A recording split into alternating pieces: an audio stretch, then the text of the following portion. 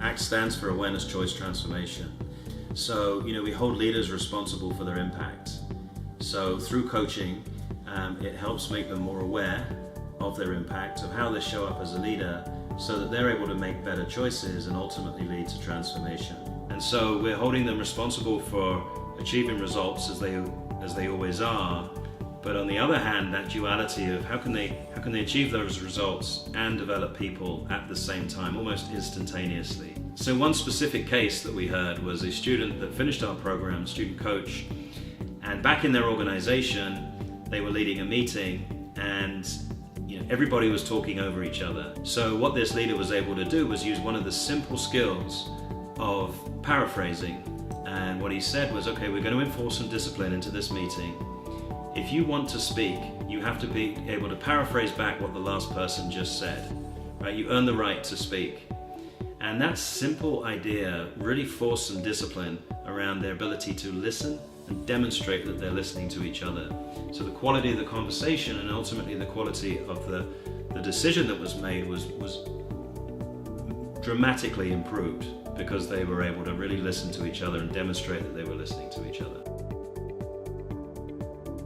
So from an instructional design perspective, we've looked at, we're always looking at how do people learn, and we appreciate that people learn in different ways. So as students go through the program, there'll be 9 days that's in person, right? Then they'll have group calls. They'll coach us, we'll coach them. We do a lot of demos in class so that they get to see from a professional coach, how do you hold a coaching conversation?